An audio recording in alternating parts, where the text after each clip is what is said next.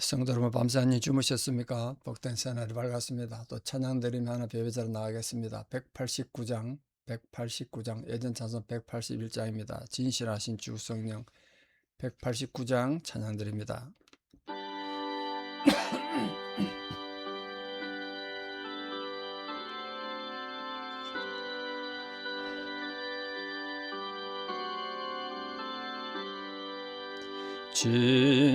진실하신 주 성령 성도 곁에 계시사 순례길을 갈 때에 손을 잡아 주소서. 모든 고난 사람들 기쁜 소식 들으니 성령 말씀하기를 나를 따라오느라. 어디에나 계신 주 나를 도와주시사 어둠 속을 헤맬 때 홀로 두지 마소서. 풍랑심이 일어나 소망 끊어질 때에 성령 말씀하기를 나를 따라오너라. 모든 수고 끝나고 편히 쉬기 원할 때 하늘나라 밖에는 참된 위로 없도다. 주만 의지하고서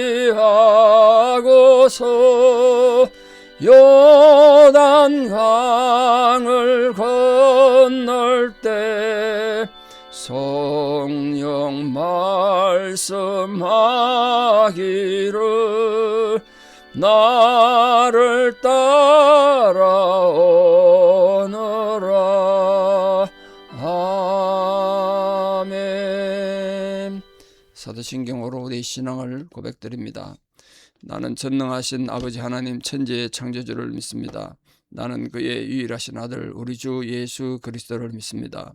그는 성령으로 잉태되어 동정녀 마리아에게서 나시고 본디오 빌라도에게 고난을 받아 십자가에 못 박혀 죽으시고 장사된 지 사흘 만에 죽은 자 가운데서 다시 살아나셨으며 하늘에 오르시어 전능하신 아버지 하나님 우편에 앉아 계시다가 거기로부터 살아있는 자와 죽은 자를 심판하러 오십니다.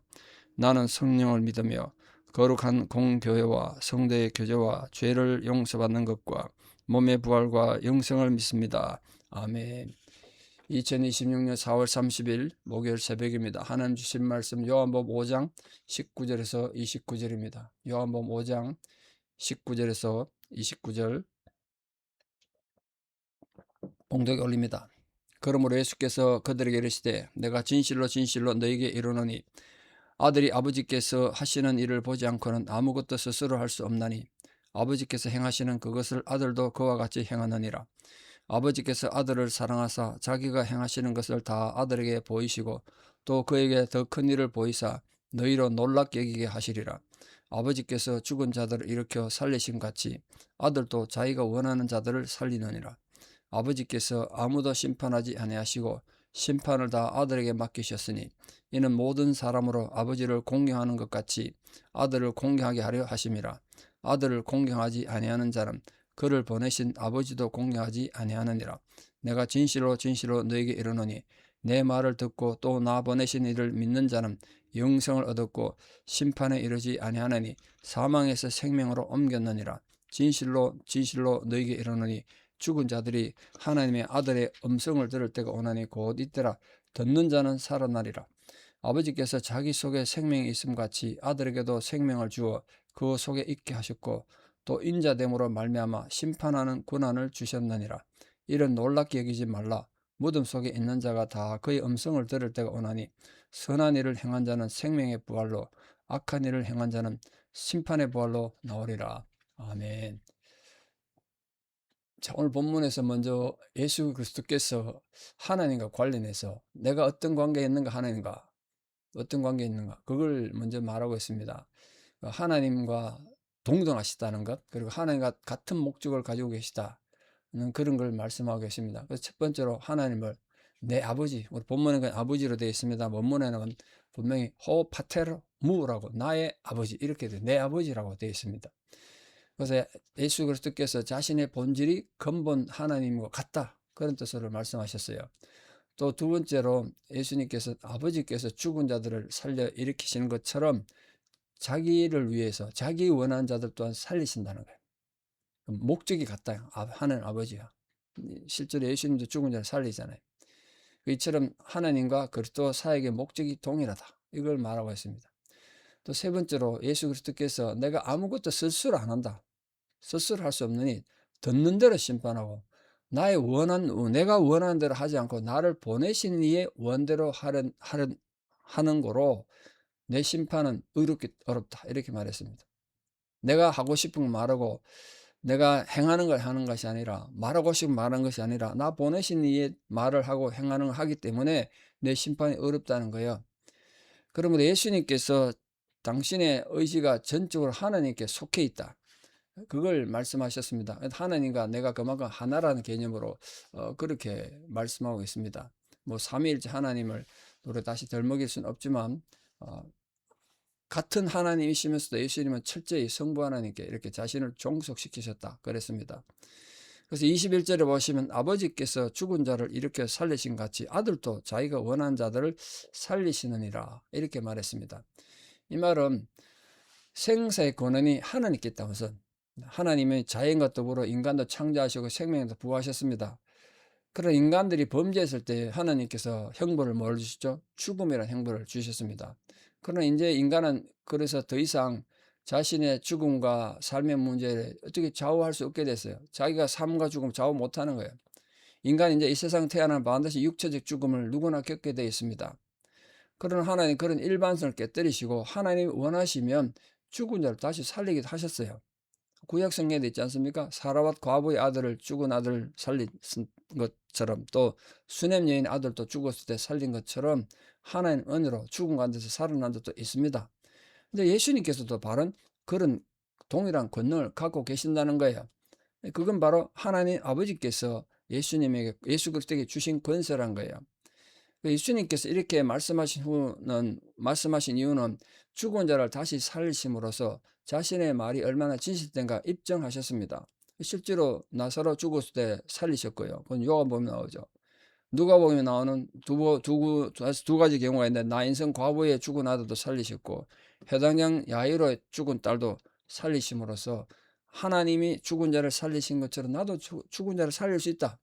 아들도 자기가 원하는 자도 살린다, 이렇게 말했습니다. 더 넓은 의미에서는 단지 육체적 죽음을 살리는 것이 아니라 더 중요한 생명을 우리에게 준다는 것이죠. 누구든지 예수 그리스도를 믿는 자는 멸망치 않고 영생을 얻게 된다, 그런 개념에서 영원히 죽었던 우리를 살리신 거죠.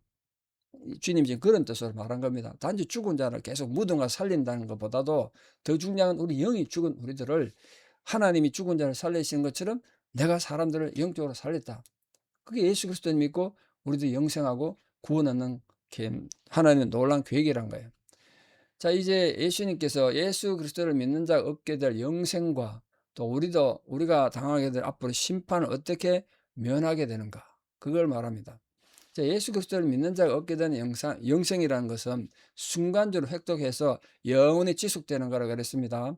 우리가 구원은 시작됐지만 구원이 완성되는 끝이 그 죽을 때까지 해야 된다고 말씀드린 것처럼 우리가 하나님 자녀가 이미 됐어요. 근데 불완전하다. 어린애가 태어나면 아기가 맞고 사람이 맞지만 진짜 성인이 돼서 인간 구실하려면 시간이 많이 걸리는 것처럼 영적으로 마찬가지입니다. 영적으로 거듭난 건 맞지만 아직 영적으로 아기예요. 자라가야 돼요. 그래서 영혼이 지속되면서 하나님 자녀로 자라가는 거죠. 영생은 한순간에 왔지만 살아가야 한다. 그래서 또 예수 그리스도를 믿음으로써 영생은 결단코 잃어버림 바 되지 않도록 지켜주신다. 누가? 성령께서 우리를 지켜주신다.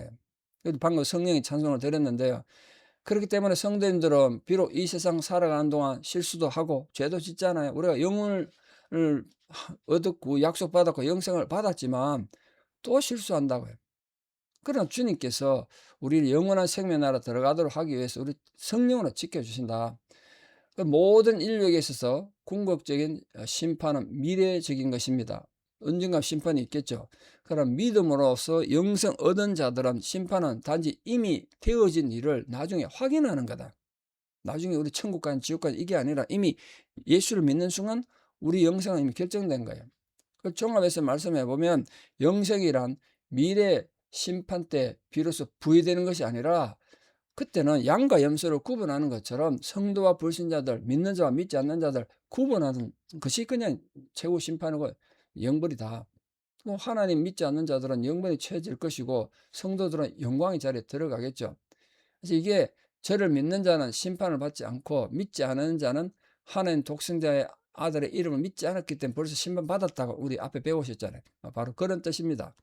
그래서 25절에도 보시면 진실로 진실로 너희에게 이르노니 죽은 자들이 하나님의 아들의 음성을 들을 때가 오느니 곧 이때다.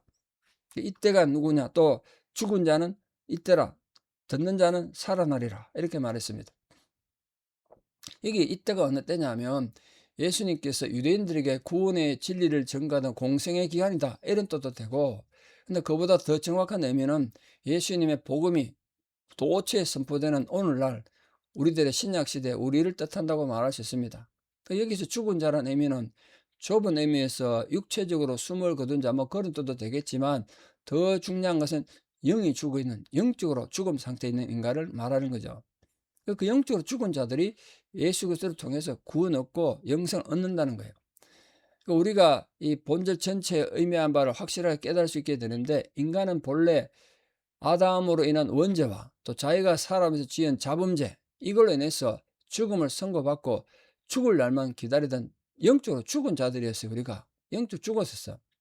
근데 사형돼서 가지고 사형 선고받고 죽을 인간인데 갑자기 황제로부터 특사가 내려와가지고 자유를 얻어서 생명을 얻었던 건 그런 것처럼 이 하나님의 특사가 우리에게 오셔가지고 우리 죽은 자였는데 우리를 살리시고 죽음에서 살리셔서 영원히 살도록 그렇게 해주셨다. 그 특사가 바로 예수 그리스도시란 거예요. 예수 그리스도.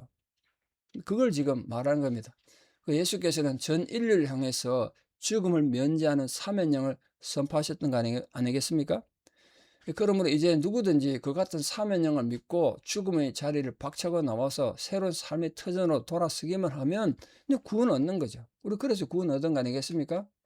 이처럼 전 인류에게 선포된 이 사면령을 자신에게 주어진 것으로 받아들인 행위가 바로 예수 그리스도의 말을 믿고 또 그리스도를 보내신 이를 믿는 행위입니다. 우리는 그 믿음으로 구원을 얻습니다.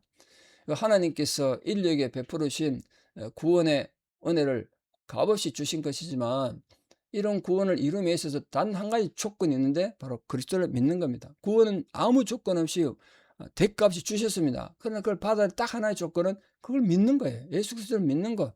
예수님이 나를 죽으셨고 내 영으로 죽은 나를 살리신 나를 믿는 것. 그런 구원을 얻는 겁니다. 자, 마지막으로 무덤 속에 있는 자가 다 하나님의 음성을 듣게 되는 때가 언제냐? 이게 이제 심각한 문제 아니겠습니까? 28절 보십시오. 이를 놀랍게 여기지 마라. 무덤 속에 있는 자가 다 그의 음성을 듣는데요. 예수 믿는 자도 죽고요. 안 믿는 자도 죽습니다. 근데 언젠간 예수님 음성을 들을 날 같이 들을 때가 올 거란 거예요. 여기에 예수를 믿고 하나님 백성이 된 의로운 자의 부활과 악한 자의 부활을 예수님께서 동시에 언급하고 있습니다. 그런데 신약 성경 일반적 가르침과 또 사도 바울이 부활에 대한 가르침을 보면 성도들의 부활은 예수 그리스도께서 재림할 때 일어나는 걸로 되어 있습니다. 이게 참 애매하긴 한데, 우리가 죽은 즉시 천국 가는지, 예수님 재림하고 난 뒤에 우리가 천국 가는지, 그걸 애매한데 양쪽 다 설명이 되어 있어요, 사실 성경은. 근데 사도 바울이나 일반적으로는 예수님 재림 때 우리가 그렇게 거듭난다는 거죠. 천국 가는 백성이 된다, 부활한다는 거. 우리도 이때 부활한 성도들의 몸은 변화돼서 공중에서 예수 그리스도를 만나는 특권을 누리게 된다는 거 아닙니까? 그래서 예수님 재림 때 살아있는 성도들은 아직 이 땅에 살아있는 데는 산채로 천국 갈 거고 그런 거죠, 지금. 그 불신자들도 부활한다. 언제 부활하느냐? 성도들과 같이, 성도들이 부활할 때 같이 부활하느냐? 근데 그건 아닌 것 같다는 거죠. 많은 학자들이 성도들이 먼저 부활하고 그래 영원한 천국으로 가고, 이제 불신자들은 좀 있다가 부활할 것이다, 그렇게 말합니다. 그건 이제 전천년주의자라고 그러는데, 예수님 재림하게 되면 이후에 천년왕국이 계속돼서 하나님의 통치, 예수님 통치가 있고, 그때 이제 불신자들, 악한 자들은 심판을 받아가지고 영원한 지옥을 갈 건데, 그렇게 시간이 좀 걸린 나중에 악인들은 부활할 것이다, 이렇게 말합니다. 뭐 하여튼 한 가지 분명한 것은 이 세상 마지막 날에 악인이든 의인이든 모두가 육체적 부활을 한다는 거예요. 그 육체가 있으니까 지옥 가서 고통당하는 거 아니겠습니까? 고통을 느끼니까. 어쨌든 이런 부활은 하나님의 최후 심판을 받게 되는데, 부활한 사람들은, 하나님을 믿고 신앙생활 하던 사람들은 영생의 심판을 받고, 하나님을 믿지 않는 악인들은 지옥에 처해지는 영벌의 심판을 받는다. 여러분, 예수 믿는 사람은 부활하는 게 아닙니다. 예수 안 믿는 사람도 부활한다는 걸 꼭 아셔야 됩니다. 그런데 한쪽은 영생을 위한 부활이고 한쪽은 심판을 위한 부활이다. 이게 무서운 거죠. 심판의 필연성입니다. 심판의 필연성. 우리는 심판의 필연성과 부활을 확신하고 세상 끝날까지 하늘 앞에서 부활을 아는 자로, 영생을 아는 자로 그렇게 믿음 생활 잘하고 끝내 하늘 앞에 착하고 충성된 종으로 인정받는 거룩한 회복이 우리 모든 성도들과 함께 하시기를 진심으로 축복합니다. 기도드리겠습니다. 참 좋으신 아버지 하나님, 은혜를 감사합니다. 오늘도 우리에게 영생과 부활에 대한 소망을 말씀해 주신 은혜를 감사드립니다. 참으로 예수 그리스도께서 원하시면 죽은 자도 살릴 수 있다고 말씀하셨고, 실제로 주님 그렇게 죽은 자를 살리셨습니다.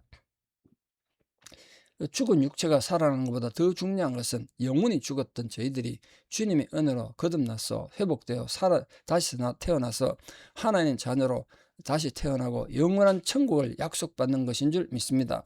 우리 모두가 믿음으로 이미 천국 백성으로 약속받은 줄 믿습니다.